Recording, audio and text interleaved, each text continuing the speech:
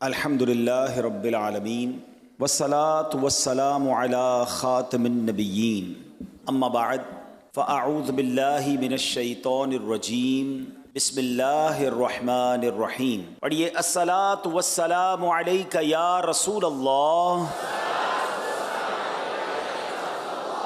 व अला आलिका व अस्हाबिका या हबीब अल्लाह। अस्सलातु वस्सलामु अलैका या नबी अल्लाह व अला आलिका व अस्हाबिका या नूर अल्लाह। दुरूद पाक पढ़ने के बेशुमार फ़ज़ाइल व बरक़ात हैं। हज़रत सैयदुना इमाम जाफ़र सादिक रहमतुल्लाहि तआला अलैह फरमाते हैं, जिसने मुहम्मद सल्लल्लाहु तआला अलैहि वसल्लम और आपके अहले बैत पर 100 मरतबा दुरूद पाक पढ़ा, अल्लाह पाक उसकी 100 हाजतें पूरी फरमाएगा। बहुत सारी हाजतें, बहुत सारी तमन्नाएं हमारे दिलों में होती हैं। हम चाहते हैं हमारी मुश्किलें आसान हो जाएं, हमारी परेशानियां दूर हो जाएं। तो सुभान अल्लाह, सरकार दो आलम अलैहिस्सलाम और उनकी आल पर दुरूद पढ़ने की बरकत से 100 बार दुरूद पढ़ें तो 100 हाजतें पूरी हो जाती हैं। अब तरीका क्या है कि नबी पाक पर भी दुरूद पढ़ लिया जाए, आपकी आल पर भी। तो अहले बैत पाक यानी प्यारे आका अलैहिस्सलाम के घर वालों मसलन अज़वाज पाक और तमाम औलाद पाक पर दुरूद पढ़ने का तरीका ये है कि पहले प्यारे नबी रसूल हाशमी सल्लल्लाहु तआला अलैहि वसल्लम की खिदमत में दुरूद अर्ज़ करें, फिर इसके ज़िमन में अहले बैत पर दुरूद पेश करें। मसलन यूँ दुरूद पाक पढ़ लीजिए, अल्लाहुम्मा सल्लि अला मुहम्मदिन व अला आलिहि वसल्लम। मिलकर पढ़ लेते हैं, अल्लाहुम्मा सल्लि अला मुहम्मदिन व अला आलिहि वसल्लम। नबी की शान में हो जिस कदर दुरूद पढ़ो, नबी की शान में हो जिस कदर दुरूद पढ़ो, मुहिब्बों पाओगे जन्नत में घर दुरूद पढ़ो। जो अपने कामों का अंजाम नेक चाहते हो, हर एक काम में तुम पेशतर दुरूद पढ़ो।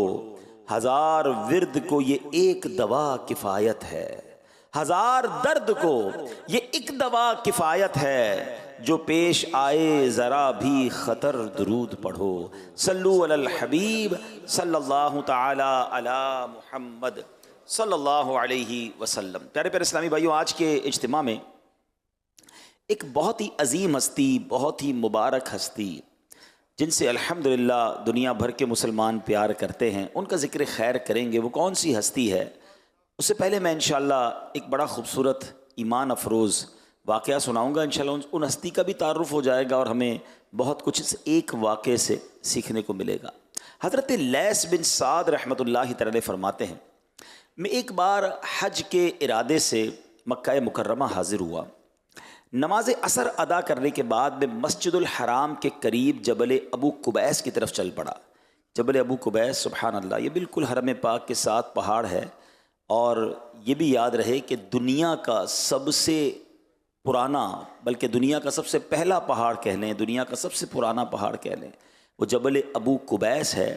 और ये वही पहाड़ है कि जहाँ हजर अस्वद और मकाम इब्राहीम, ये जब तूफ़ान नू आया था तो यहाँ रख दिया गया था, और फिर यहीं से हज़रत इब्राहीम ने उठाया था और काबे में नस्ब किया। और जबल अबू कुबैस ही वो पहाड़ है जिस पर खड़े होकर मेरे आका ने चाँद के 2 टुकड़े फरमाए थे। आज भी जो मक्का पाक जाते हैं, तो जब अल्लाह करे हमारी हाज़िरी हो इंशाअल्लाह, अल्लाह जल्दी जल्दी हमें मक्के मदीने की हाज़िरी अता फ़रमाए।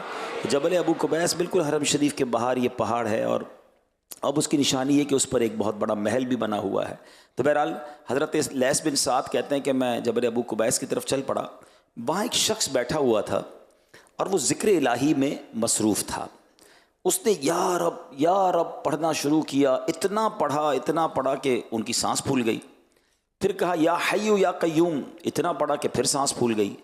फिर वो शख्सियत जो थी वो कहने लगे या रहमानो, ज़िक्र करते रहे, फिर सांस फूल गई। फिर या अरहमर राहिमीन पढ़ते रहे, फिर उनकी सांस फूल गई। अब जब वो ज़िक्र से फारिग हुए तो उस बंदे ने जिसने इतना सारा ज़िक्र किया था, अब अल्लाह की बारगाह में इल्तिजा की कि या अल्लाह, मुझे अंगूर खाने की ख्वाहिश है, मुझे अंगूर खिला दे।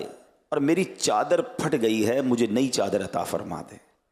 उस शख्स ने जब दुआ की तो हज़रत लैस कहते हैं अल्लाह की कसम भी बात पूरी नहीं हुई थी कि मैंने एक टोकरी देखी जो अंगूरों से भरी हुई थी। हालांकि उन दिनों अंगूरों का सीज़न भी नहीं था और 2 चादरें भी उस टोकरी में मौजूद हैं। अभी दुआ की है और अभी दुआ का समरा, दुआ की कबूलियत सामने। हज़रत लैस कहते हैं मैं हैरान हो गया। तो वो जो शख्स थे वो उन्होंने अंगूर खाना शुरू किया।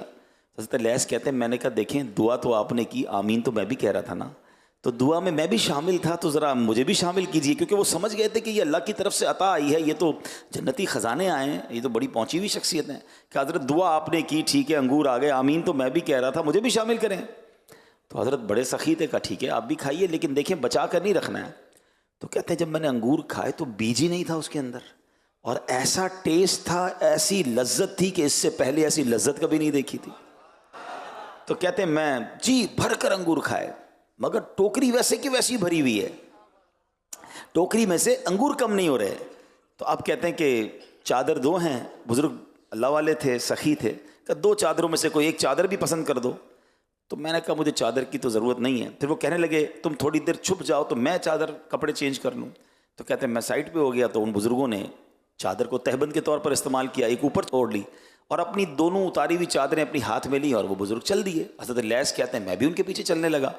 यहाँ तक कि जब वो सफ़ा मरवा पहुँचे तो उनको एक आदमी मिला और उनको कहने लगा कि अल्लाह पाक के रसूल के बेटे, मैं भी बेलिबास हूँ, मुझे लिबास की ज़रूरत है, मुझे लिबास पहनाइए, अल्लाह आपको लिबास पहना है। तो आपने वो दोनों चादरें जो खुद उतारी थी उस मांगने वाले को अता फरमा दी। अब जब वो जो बंदा आया था ना, उसने कहा था कि अल्लाह पाक के रसूल के बेटे, हज़रत लैस कहते हैं मैंने उसको पकड़ लिया। मैंने कहा ये हैं कौन, आप जानते हैं इनको, ज़रा तारुफ तो कराइए। तो अब उन्होंने बताया कि उस शख्स ने कि ये हज़रत जाफ़र सादिक रदी अल्लाह तआला अन्हु है, ये हज़रत इमाम जाफ़र हैं और ये तो आले नबी हैं।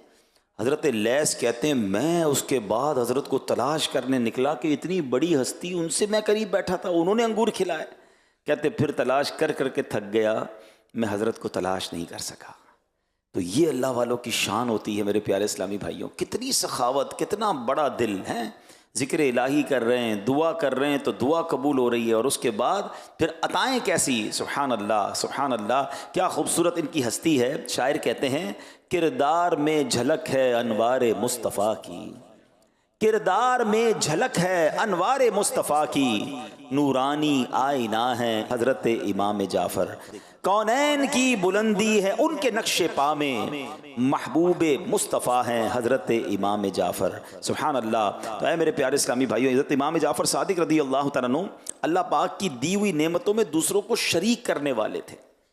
अब यहाँ सीखना क्या मिले, देखें बयान भी चलता रहेगा, हज़रत की सीरत के बारे में भी जानेंगे, आपकी आदतों के बारे में जानेंगे, लेकिन हम सब सीखने आए ना यहाँ भी, और जो मुझे मदनी चैनल पर सुन रहे हैं। हज़रत इमाम जाफ़र सादिक की नियाज बचपन से खाई, जब से पैदा हुए हों संभाला खीर पूरी खा रहे हैं। भाई खीर पूरी खाइए अच्छी बात है, मगर उनकी ज़ात से क्या सीखा, अमल क्या किया। अब आप सोचिए कि एक ऐसी शख्सियत जिसके पास कुछ खाने को नहीं है और उसको खाने को मिले, और वो मिलने के बाद उसमें भी दूसरों को शरीक करे, क्या खूबसूरत सखावत है। हमारे फ्रिज भरे हुए हैं, हमारी कबर्ड्स भरी हुई हों, हमारे पास बहुत सारी चीज़ें, फिर भी देने को जी नहीं चाहता। अच्छा हम कब देते हैं, जब हमारे काम का नहीं होता। खाना बच गया, चलो गरीब को खिला दो, मासियों को दे दो, मदरसे में भिजवा दो, हैं। उसके बाद कपड़े, अब जैसे सर्दियों के दिन आए, लोगों ने निकाले अपने जैकेट, अपने जुराबें, अपने स्वेटर, अरे यार ये वाली जुराब में तो सुराख हो गया है, चलो ये किसी गरीब को दे दो, ये जैकेट अब फटने वाली हो गई है, बटन भी टूट गए हैं, ये किसी को दे दो।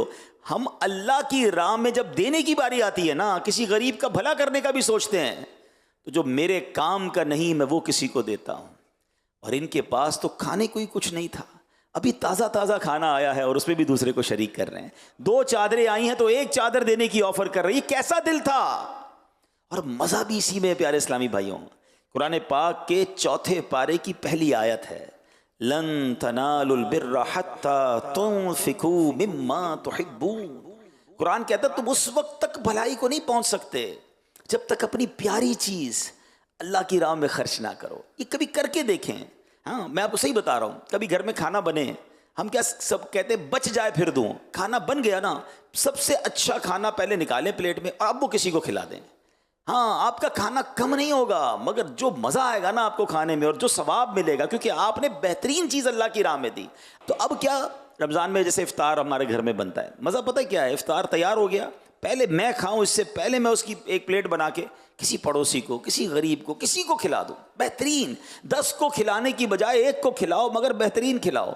मैं नहीं कहता 10 को खिलाने वाले गलत करते हैं, मगर आप अपने दिल से पूछे ना, बेहतरीन देने का मज़ा और है। हाँ, मुझे एक वाक़या याद आ गया। एक बुज़ुर्ग हैं, उनके बारे में आता है कि उनके घर पे खाने को कुछ नहीं था बज़ाहिर, उनके भी गुर्बत के दिन थे। किसी ने दरवाजे पर दस्तक दी तो अपनी ज़ौजा से कहा कुछ है? उसने कहा अल्लाह के नाम पे कुछ दो, मैं गरीब हूँ, भूखा हूँ। तो कुछ है? तो कहा हमारे पास 4 अंडे हैं। तो कहा चारों अंडे दे दो। ये नहीं कहा कि 4 में से 1 दे दो, कहा ये चारों दे दो। वो अल्लाह वाली, वो भी नेक खातून थी, ये ना पूछा कि हज़रत हम क्या खाएंगे, चारों अंडे दे दिए। मगर अल्लाह पर भरोसा ऐसा था कि अल्लाह की राह में दिया है ना, अब आने वाला है। थोड़ी देर हुई तो दरवाजे पर दस्तक हुई। कहा हुजूर आपके एक दोस्त ने आपके लिए तोहफ़ा भिजवाया है। बीवी से पूछा देखो क्या है? तो कहा हुजूर अंडे हैं। कहा कितने हैं? कहा पूरी टोकरी है। कहा गिनो कितने हैं? काउंट किए तो 30 अंडे थे। बीवी से कहा तुमने कितने दिए थे? कहा हुजूर 4 दिए थे। आए कितने हैं?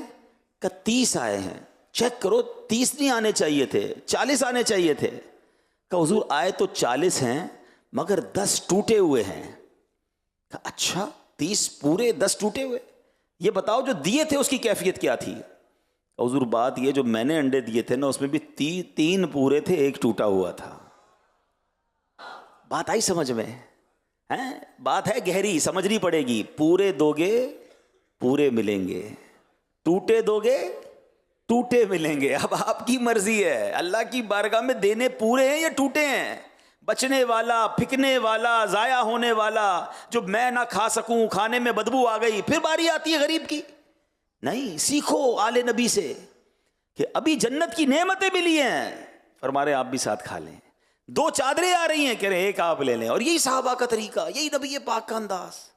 अल्लाह सखावत दे और दिल की सखावत दे, खुशी के साथ बांटना। मतलब आप में कई लोग हैं माशाल्लाह, ऐसे देखा है मैंने भी, आपने भी देखा होगा, जो दूसरों को खिला के खुश होते हैं, जो दूसरों को देकर खुश होते हैं। और यकीन करें, अब तो दुनिया इस पर रिसर्च कर रही है कि what is the definition of happiness.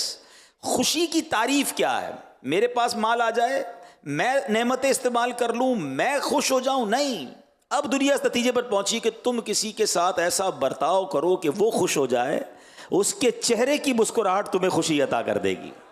और आप ये करके देखें, किसी एक की ईद अच्छी कर दें, किसी एक की शादी अच्छी कर दें, किसी एक की खाना अच्छा कर दें, किसी एक को लिबास पहना दें, बस किसी की दुख दूर कर दें। वो जब मुस्कुराएगा ना, वो बच्चा हो या घर वाला हो या व्हाटएवर, उस मुस्कुराहट से जो आपको खुशी मिलनी है, बल्कि आप उसको ना भी देख सकें, इंशाअल्लाह जो उसने हाथ उठाकर दुआ करनी है, अल्लाह आपके दिल को खुशियों से मामूर कर देगा।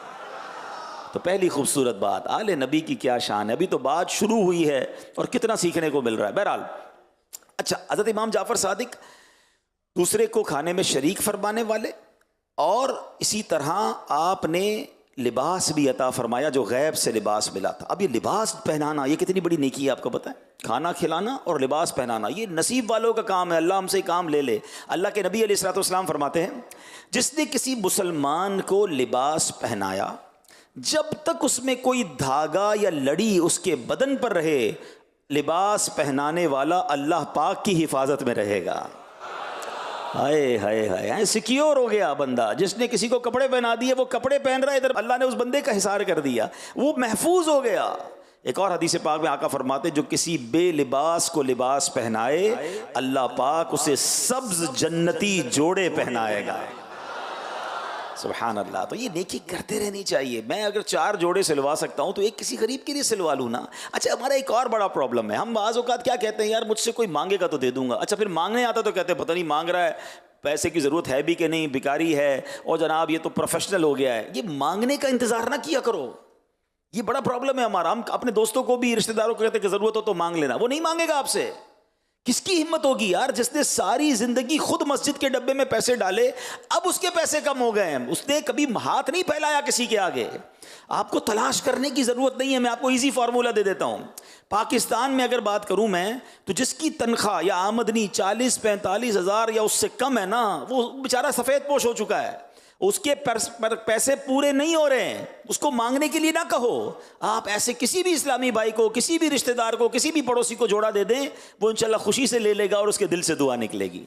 मज़ा ये है कि वो मांगे ना, मैं खुद देने वाला बनूं। और आप कौन सा ज़कात में जोड़ा दे रहे हैं? तो आप खाना खिलाना या लिबास पहनाना ये आम मुसलमानों में तकसीम करें। मुसलमानों को ज़रूरत भी है। हमने देखा है यार, साल साल गुजर जाता है, बंदा जोड़ा नहीं सिलवाता है। अपने बच्चों का जोड़ा सिलवाना होता तो अपने जोड़ा 2-2 साल चला रहा होता है, 3-3 साल। ईद पे लोग आजकल नए कपड़े नहीं सिलवा पा रहे हैं। जिसको दिया है अल्लाह ने, ये नेकी कमाओ, अल्लाह सब्ज़ जन्नती लिबास इंशाअल्लाह उसे अता फरमाएगा। कितनी प्यारी फजीलत है, सुबहान अल्लाह। कुरान मजीद फुरकान हमीद में रब ताला इरशाद फरमाता है, व युतइमून अत्तआम अला हुब्बिही मिस्कीनन व यतीमन व असीरा इन्नमा नुतइमुकुम लिवजहिल्लाहि ला नुरीदु मिनकुम जज़ाअन वला शुकूरा। कुरान कहता है, तर्जुमा कंजुल इरफान, वो अल्लाह की मोहब्बत में मिस्कीन और यतीम और कैदी को खाना खिलाते हैं। हम तुम्हें ख़ास अल्लाह की रज़ा के लिए खाना खिलाते हैं, हम तुमसे ना कोई बदला चाहते हैं और ना शुक्रिया। सुभान अल्लाह। अल्लाह पाक के वो नेक बंदे जिन्हें जन्नत अता की जाएगी, वो जन्नती चश्मों से पिएंगे। ये वो लोग होंगे जो दुनिया में अल्लाह पाक की मोहब्बत में गरीबों मिस्कीनों को खाना खिलाते हैं। मुखलिस ऐसे हैं कि कहते हैं हमने तुम्हें अल्लाह पाक की रज़ा के लिए खिलाया है, हम तुमसे किसी किस्म की जज़ा या शुक्रिया का इरादा नहीं रखते। सुभान अल्लाह। अल्लाह करे कि अल्लाह की राह में खर्च भी करें और उससे शुक्रिया की उम्मीद ना रखें, उससे कोई जज़ा की उम्मीद ना रखें। आज तो प्रॉब्लम यह है, किसी की मदद करना है तो सोशल मीडिया पे डालना है, सारी दुनिया को बताना है और उस बेचारे को भी जलील करना है। ऐसा ना करें, बल्कि पता है कोशिश किया करें, कभी किसी की मदद किया करें ना। कभी कभी ज़िंदगी में ऐसी भी मदद करो कि उसे पता भी ना चले मेरी मदद किसने की है। मैं जानूँ, मेरा रब जाने, मुझे उसको क्यों बताना है कि मैंने तेरी हेल्प की है। सुनिए खाना खिलाने वालों को किस कदर अजर मिलता है। अल्लाह के हबीब अलैहिस्सलाम फरमाते हैं, बारगाह रिसालत में क्वेश्चन हुआ, सरकार दो आलम अलैहिस्सलाम से सवाल हुआ, कौन सा इस्लाम अच्छा है? फरमाया खाना खिलाओ और हर जाने अनजाने को सलाम करो। यानी दो बातें आका ने फरमाई, सबको सलाम करो और खाना खिलाओ। यानी ये इस्लाम के बुनियादी कामों में से एक काम है, ये बेहतरीन कामों में से एक काम है। सलाम में भी हमारी अब ये प्रॉब्लम हो गई है। हम अब जैसे इज्तिमा में आए हैं, यहाँ तो दीनदार लोग आए ना, आम लोग तो सलाम ही नहीं करते, मगर दीनदार लोगों में भी एक बाज़ औक़ात क्या मसला हो जाता है, मैं जिसको जानता हूँ उसको सलाम करता हूँ, जिसको नहीं जानते हम उसको सलाम नहीं करते। नहीं, आका ने फरमाया जानो या ना जानो सबको सलाम करें। और याद रखिए, रिवायतों में आता है जो बंदा चाहता है ना उसके दिल से तकब्बुर दूर हो जाए, दिल में आजजी आ जाए, वो हर किसी को सलाम करे। हाँ, और सलाम में पहल किया करें, सवाब भी ज़्यादा मिलता है और आजजी भी होती है। आगे सुनिए, हज़रत अब्दुल्लाह इब्न उमर रदी अल्लाह तआला से रिवायत है, आखिरी नबी मक्की मदनी सल्लल्लाहु तआला अलैहि वसल्लम ने फरमाया, रहमान की इबादत करो, खाना खिलाओ और सलाम को आम करो और जन्नत में सलामती से दाखिल हो जाओ। जन्नत पे सब जाना चाहते हैं ना। 3 काम फरमाया है। क्या फरमाया? रहमान अज़्ज़ा वजल की इबादत करो, खाना खिलाओ और सलाम को आम करो। ये 3 काम हो गए, अब जन्नत में सलामती से दाखिल हो जाओ।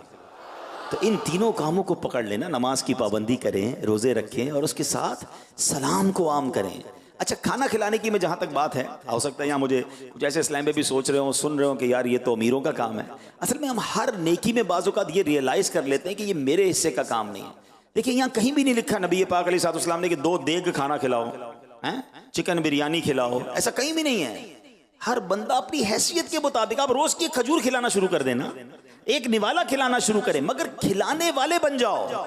मैं एक बार किबला मुफ्ती कासिम साहब के साथ एक ट्रैवल पे था, तो एक शख्सियत के बारे में बात हो रही थी जो सालाना करोड़ रुपए का लंगर खिलाते हैं। तो हम बात कर रहे थे कि यार इतना खर्च करते हैं तो इनका बिजनेस कैसा होगा, मल्टीप्लिकेशन। मुफ्ती साहब ने कमाल की बात की। मुफ्ती साहब ने फरमाया कि आप एक चीज़ नोट कर लें कि खाना खिलाना जो है ना, ये रब की शान है। राज़िक कौन है? अल्लाह करीम है। रिस्क देने का वादा रब का है ना। मुफ्ती साहब ने फरमाया जो बंदा अल्लाह करीम के इस करम में अपना हिस्सा मिलाता है, शामिल हो जाता है, लोगों तक वसीला बनता है, खिलाने वाली ज़ात तो रब की है। फरमाया अल्लाह पाक उसके रिस्क में बरकत डाल देता है। मैं ऐसे कई लोगों को जानता हूं जो खुद कहते हैं हमने 2 लोगों से खिलाना शुरू किया था, हमने 4 लोगों से खिलाना शुरू किया था, आज हज़ारों लोगों को खिला रहे हैं। हमें समझ नहीं आ रही हमारा रिस्क कैसे बढ़ रहा है। तो अगर आप गुर्बत से भी निकलना चाहते हैं ना, अगर आप अपने दस्तरखान को वसी करना चाहते हैं, आप कुछ ना कुछ रोजाना, रोज नहीं तो हफ्तावार, चलो जुम्मे के दिन एक बंदे का खाना खिला दो, एक को खिलाया, मल्टीप्लाई पे 70 हो जाएगा जुम्मे वाले दिन। तो ये नेकी है, और इतनी बड़ी नेकी है, प्यारे आका अलैहिस्सलाम फरमाते हैं बेशक जन्नत में ऐसे बाला खाने हैं जिनका बाहर वाला हिस्सा अंदर से और अंदरूनी हिस्सा बाहर से नजर आता है। अर्ज की गई हुजूर ये घर किसके होंगे? इरशाद फरमाया जो अच्छी बात कहे, खाना खिलाए, हमेशा रोजे रखे और उस वक्त कयाम करे, यानी नमाज पढ़े जब लोग सोए हुए होते हैं। ऐ तहज्जुद पढ़ने वालों तुम्हें मुबारक हो। तो सुभान अल्लाह, ये जन्नत के ऐसे घर उनके लिए होंगे। नबी पाक अलैहिस्सलाम ने फरमाया भूखे मुसलमान को खाना खिलाना मगफिरत वाजिब करने वाले अमाल में से है।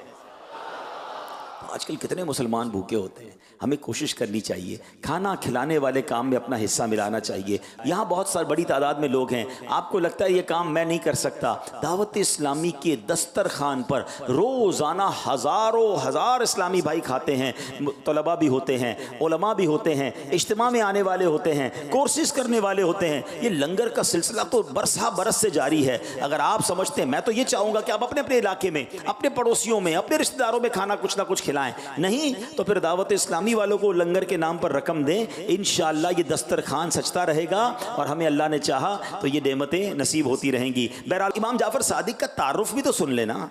आपकी बायोग्राफी क्या है, आपका नाम क्या है, आपका नसब क्या है, आपके बारे में क्या मालूमात हो सकती है, हमें करनी चाहिए। इमाम जाफर सादिक सैयदुश्शुहदा, इमाम आली मकाम, इमाम हुसैन रदी अल्लाह तआला के पड़ पोते हैं, ग्रेट ग्रैंड चिल्ड्रन हैं, आपके पड़ पोते हैं। आपने दो अजीम शान सहाबा हज़रत अनस बिन मालिक और हज़रत सहल बिन साद रदी अल्लाह तआला की सोहबत पाई है। इससे ये पता चला कि इमाम जाफ़र सादिक ताबई बुजुर्ग हैं। अच्छा, आप वालदा की तरफ से सिद्दीकी यानी हज़रत अबू बकर सिद्दीक की औलाद और वालिद साहब की तरफ से हुसैनी सैयद हैं। आपका नाम पाक जाफ़र, कुन्नियत अबू अब्दुल्ला और लक़ब सादिक है। सादिक का माना है सच बोलने वाला। इमाम जाफ़र सादिक जो लफ्ज़ साथ लगता है ना, ये पता होना चाहिए कि सादिक इसलिए कहा जाता है यानी बहुत ज़्यादा सच बोलने वाला। आप कभी भी झूठ नहीं बोलते थे, इसलिए आपका लक़ब सादिक पड़ गया, सच्चा पड़ गया। सुभान अल्लाह। ऐ मेरे प्यारे इस्लामी भाइयों, आप हमेशा सच बोलते थे। मोहब्बत तो हम भी उनसे करते हैं, अहले बैत का ग़ुलाम हम भी कहते हैं अपने आप को। क्या हम भी सच बोलते हैं? क्या हम भी झूठ से बचते हैं? अल्लाह अकबर।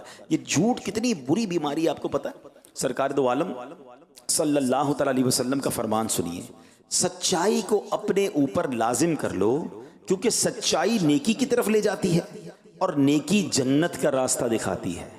आदमी बराबर सच बोलता रहता है और सच बोलने की कोशिश करता रहता है, यहां तक कि वो अल्लाह पाक के नजदीक सिद्दीक यानी बड़ा सच्चा लिख दिया जाता है।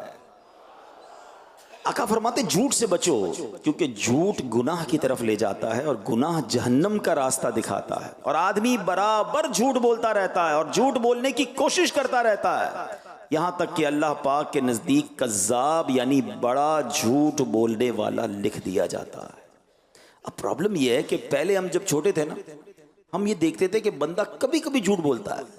अब ऐसा लगता है इंसान कभी कभी सच बोलता है। हर बात में लोगों को झूठ बोलना है?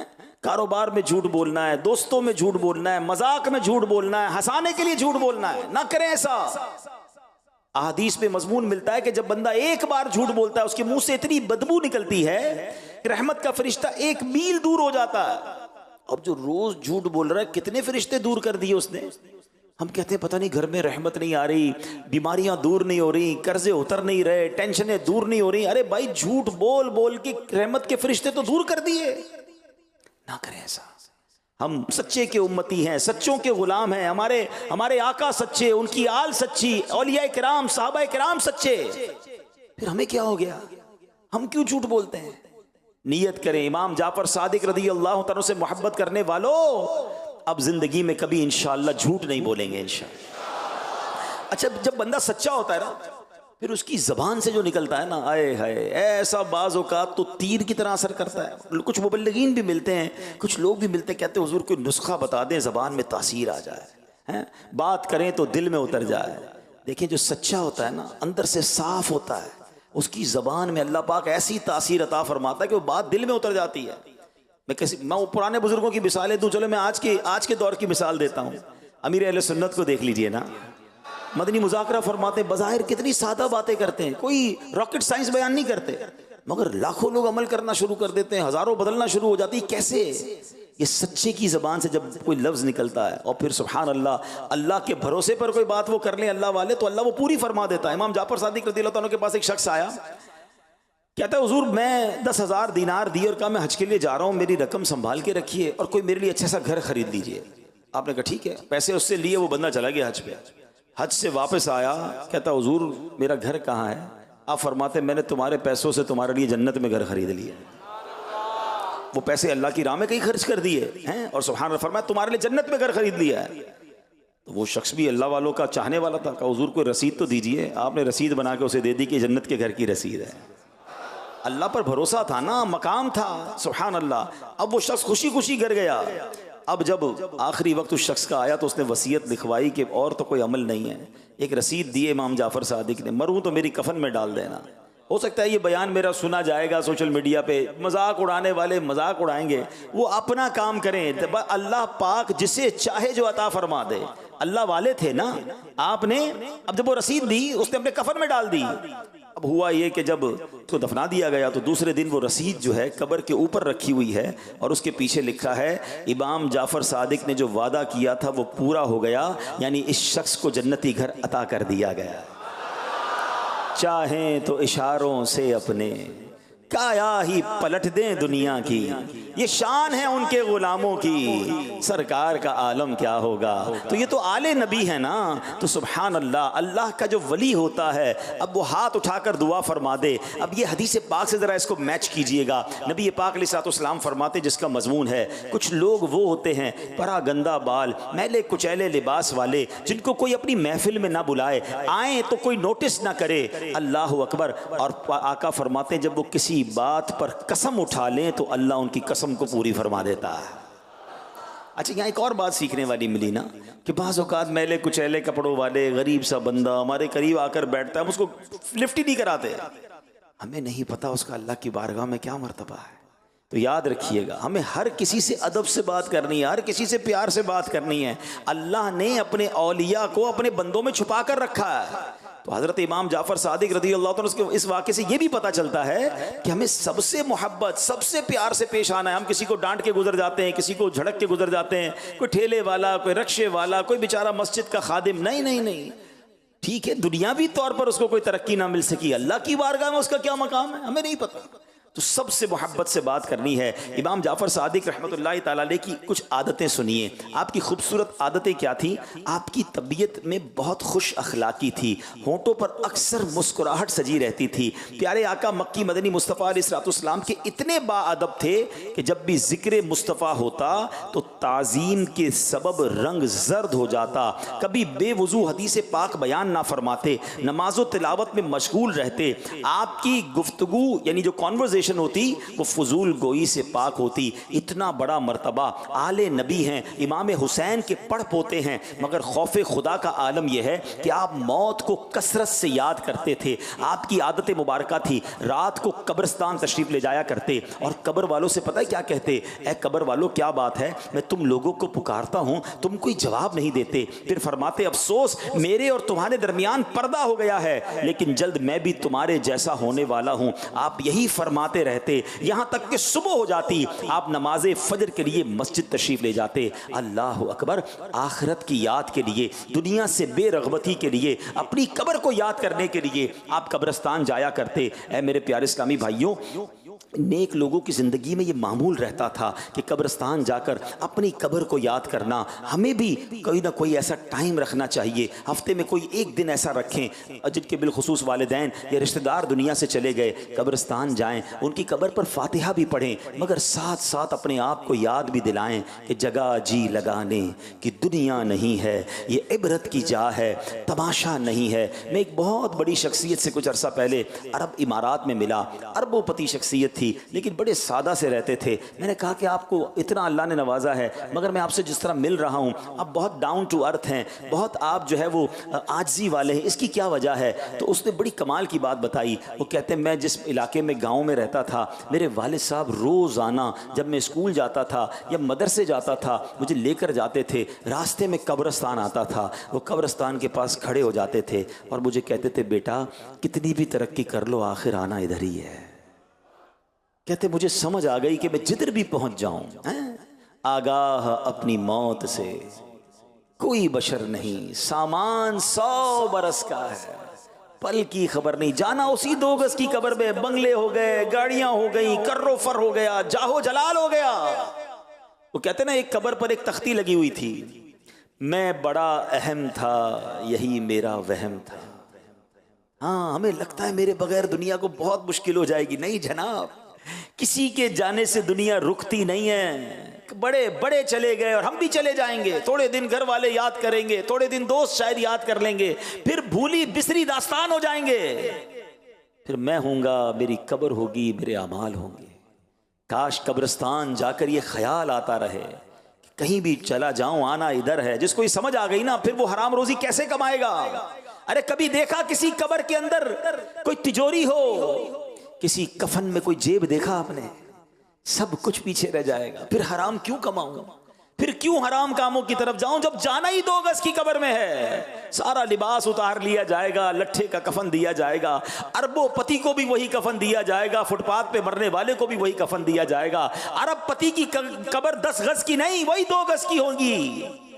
नहीं, गरीब फकीर की कब्र भी वैसी होगी। अब अंदर जाकर किसी की कब्र तो जन्नत का बाग बन जाएगी, कोई जन्नत की नेमतें उठा रहा होगा, कोई जन्नत की खिड़की की हवा खा रहा होगा, किसी की कब्र में सांप और बिच्छू आ जाएंगे। अल्लाह अकबर। ऐ मेरे प्यारे इस्लामी भाइयों, इमाम जाफर सादिक किस कदर खौफ खुदा वाला थे। बचपन में ही आपका ये अंदाज था, आप खौफ खुदा से खूब रोते, हिचकियाँ लेते, यहाँ तक कि देखने वालों को आपसे हमदर्दी हो जाया करती। आपके बचपन का वाकया है, 4 साल की उम्र है, ज़ारो कितार रो रहे हैं। अरे 4 साल की उम्र क्या होती है? अल्लाह अकबर। मगर इस खून में चूंकि खूने नबवी था, खूने रिसालत था, प्यारे आका अलैहिस्सलाम की औलाद में से हैं, 4 साल की उम्र में ज़ारो कितार रो रहे हैं। किसी ने कहा कि हुजूर क्या बात है, कुछ चाहिए तो मुझे बताइए, ऐ नन्हे शहजादे किस बात से रो रहे हैं? ये सुनकर आप मजीद रोने लगे और क्या कहते हैं? कहते हैं चचा जान, अल्लाह पाक के गज़ब और अज़ाब जहन्नम को सोचकर मुझे खौफ आ रहा है, मैं इसलिए रो रहा हूँ।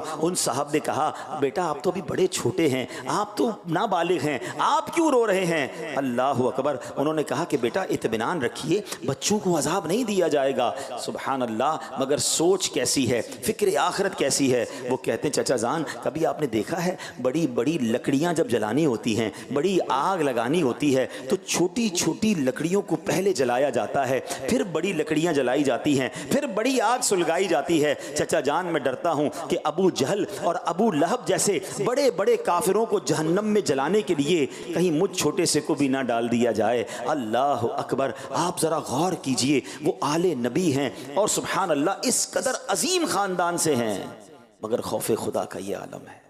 कभी मुझे और आपको फिक्र हुई, कभी हमारी आंखों से आंसू बहे, कभी हमारी रात को नींद इसलिए ना आई हो कि मरने के बाद होगा क्या, कब्र में मेरा क्या हाल होगा, कहीं मुझे जहन्नम में तो नहीं डाल दिया जाएगा। हमें फिक्रें हैं, मगर दुनिया की फिक्रें हैं। हम में से बहुत सारे ऐसे होंगे जो रात इसलिए नहीं सोए होंगे कि कारोबार का क्या होगा, नौकरी का क्या होगा, बच्चों का क्या होगा, खानदान का क्या होगा। इतनी टेंशनें, हालांकि इस टेंशन का मेरे आपका का ताल्लुक नहीं है।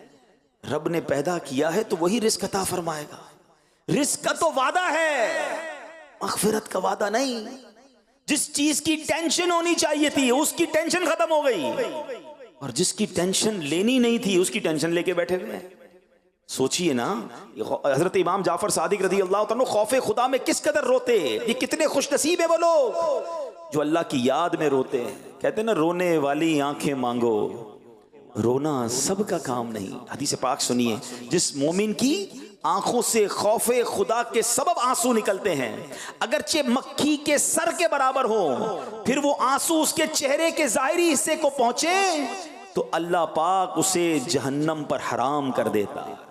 सरकार दो आलम अलैहिस्सलाम ने फरमाया, अल्लाह पाक के कुछ फरिश्ते ऐसे हैं जिनके पहलू खौफे खुदा के सबब लरसते रहते हैं। उनकी आंख से गिरने वाले हर आंसू के कतरे से एक फरिश्ता पैदा होता है जो खड़े होकर अपने रब की पाकी बयान करना शुरू कर देता है। रहमत दो जहां मक्की मदनी सुल्तान सल्लल्लाहु अलैहि वसल्लम ने फरमाया, खौफे खुदा से रोने वाला हरगिज जहन्नम में दाखिल नहीं होगा हत्ता कि दूध थन में वापस आ जाए। मशहूर मुफस्सिर कुरान हजरत मुफ्ती अहमद यार खान नईमी रहमतुल्लाहि तआला अलैह फरमाते इस हदीस पाक की शरह में कि जैसे दोहे हुए दूध का थन में वापस जाना मुमकिन नहीं है, ऐसे खौफे खुदा से रोने वाले का दोजख में जाना भी मुमकिन नहीं है। तेरे खौफ से तेरे डर से हमेशा, तेरे खौफ से तेरे डर से हमेशा मैं थर थर रहूं कांपता या इलाही, मैं थर थर रहूं कांपता या इलाही। इस तरह के जब इज्तिमात होते हैं, दावत इस्लामी के इज्तिमात में हम देखते हैं, महाफिल में देखते हैं, लोग आंसू बहा रहे होते हैं अल्लाह की याद में, नबी पाक के इश्क में। ये जो रोने वाले लोग होते हैं ना किसी महफिल में, और अच्छी महफिलों में दूसरों पर भी करम हो जाता है।